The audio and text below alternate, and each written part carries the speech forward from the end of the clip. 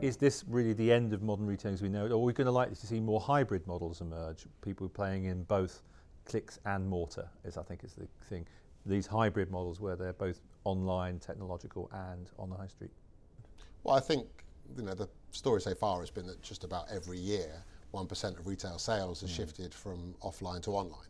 And I don't see any reason why that trend should change anytime soon. And one of the stories, of course, one of the most powerful stories in the market over recent years has been the kind of evolution from commerce on the desktop to commerce on the mobile device.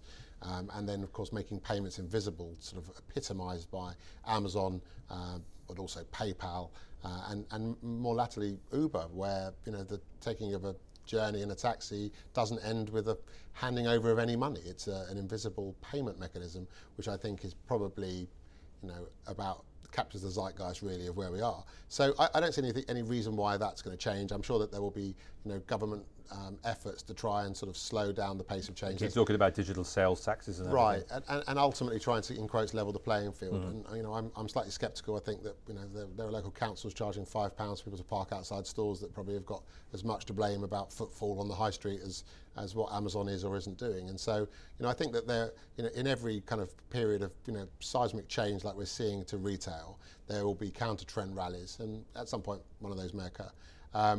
So no, I don't think there's really any way back. I think the retail experience is not a great one, and I think that what's happening right now are the companies that are sort of neither fish nor fowl are being found out, and so kind of mediocre retail experiences are going to go to zero. And I think, however, if you can go to a store that's an expert, a store that is a particular focus on a particular something, the experience that you'll get from that store, I think, will be vastly better than what Amazon can deliver for the foreseeable future. So it's not like retail is dead. It's just that we're seeing this in every market where the world is being divided into two polar extremes. There's the kind of pile 'em high and that business model. I call it £1 coffee in a polystyrene cup. And then there's the kind of experts, the specialised retailers that really do know their stuff. And when you walk into a store, you don't just buy a product, there's a transfer of knowledge that occurs in that buying process. It's an informed buying decision. And that's £4 coffee. That's the £4 coffee that you buy that's personalised for what you want. It's just that everything in the middle, all the other retail experiences that have been neither fish nor fowl, as I put it, I think are in trouble. One of the ways in which the old world of businesses fight back is via digitalization, which is old world industries using technology to sort of turn their supply chains more digital. And you're seeing that kind of more crossing over between old world and new world. And that's particularly true, for instance, in retailing, where you've got outfits like Ocado, which is a technology company, is a retail supplier of technology services to grocers. And you've also got the likes of Tesco's, which is a kind of old world business, but very successful online, one of the most successful online grocers. So is that the way that the fight back begins? Well, I think there's a fight back. I mean, there has to be a fight back. And one of the big drivers for the so-called digital transformation, one of the biggest buzzwords of this cycle, is the fact that incumbents are now alive to the risk associated with Amazon and others coming to disrupt their worlds. And so, yes, absolutely, Ocado has been a beneficiary of that. The move to, so they've signed up more kind of retailers or grocers, I should say, since the Amazon acquisition of Whole Foods than I think, all previous time combined. So there's definitely a fight back.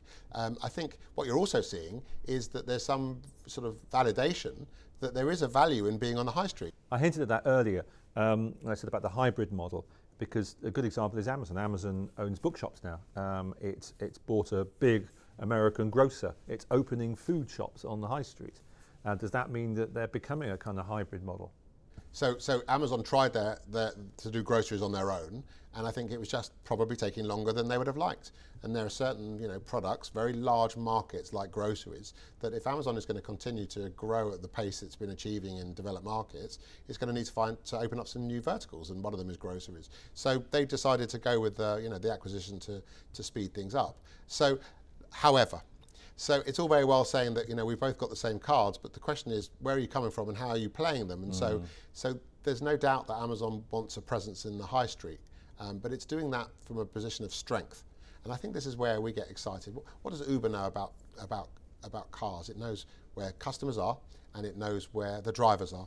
It's a data business. It happens to have applied that data to the world of minicabs. So when Amazon goes to the high street, it does that with a huge data advantage than a regular retailer that doesn't know me when I walk in the store and may not even know me when I leave the store. And so I think that the online platforms coming to the offline world isn't it looks like a broken clock, tells the time twice, tells the right time twice a day. I think that what looks maybe like a validation, oh, it's okay, there's still value in being in the high street, may just represent the next leg down for traditional retail.